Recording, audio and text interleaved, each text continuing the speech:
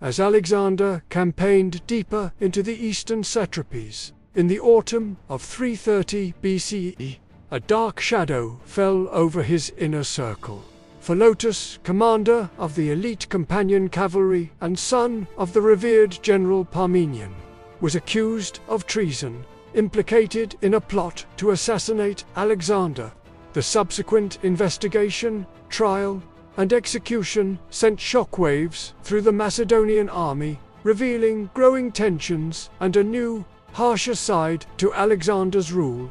While Alexander the Great was engaged in the arduous task of pacifying Aria and Drangiana and hunting down the murderers of Darius III, an internal crisis erupted that threatened the unity and morale of his army.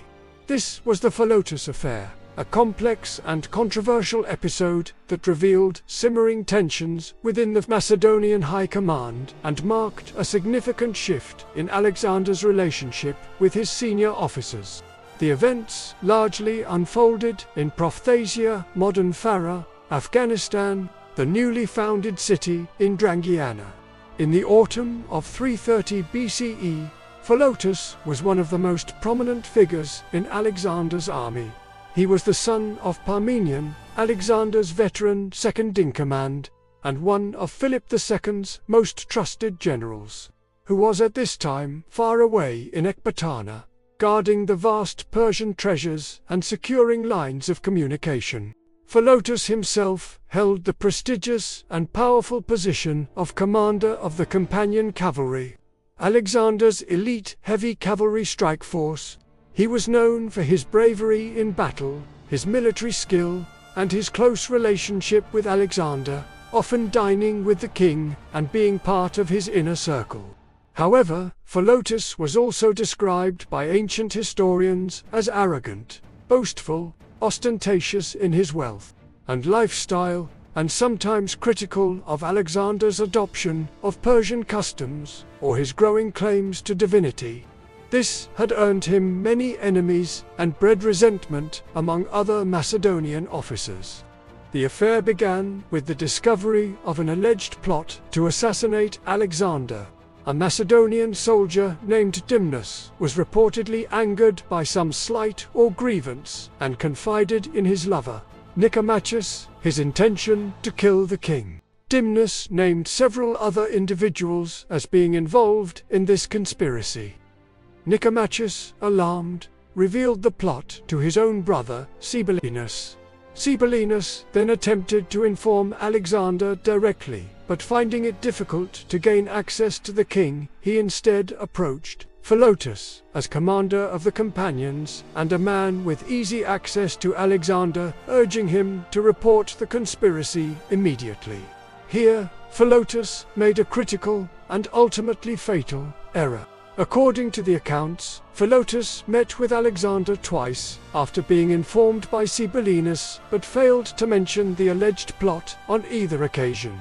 His reasons for this delay are unclear.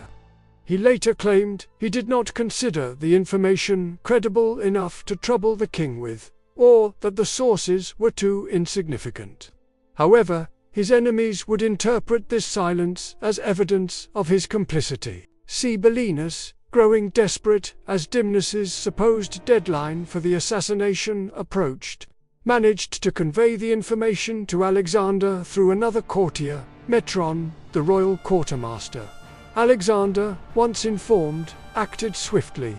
He ordered Dimnus to be arrested.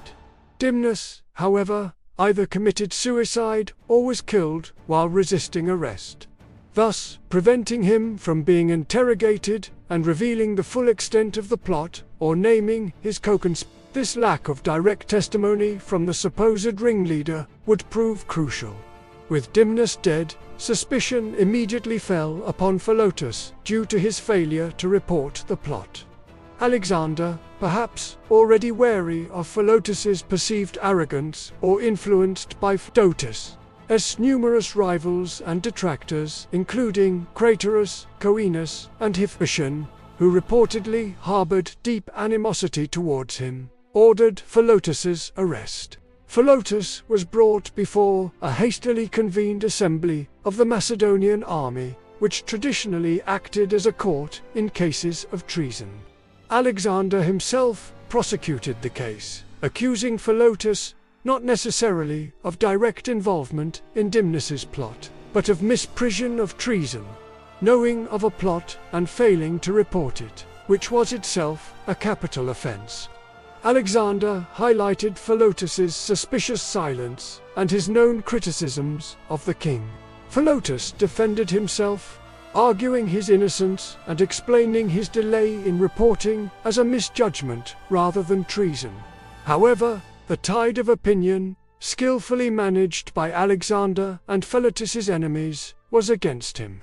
Witnesses were brought forward who testified to Philotas's alleged discontent, his disrespectful remarks about Alexander, such as claiming that Alexander's victories were largely due to himself and his father Parmenion, and his close association with figures who had previously been suspected of disloyalty, like Alexander of Lyncestis. Crucially, Philotas was then subjected to torture, a practice permissible under Macedonian law in treason trials, though reportedly not initially favored by Alexander in this case, until he was persuaded by Craterus and others.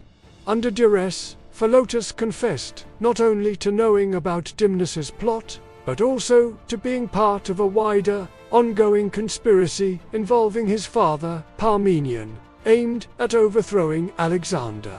The validity of a confession extracted under torture is, of course, highly questionable, and many historians believe Philotas implicated himself and his father falsely to end his suffering or in a moment of despair.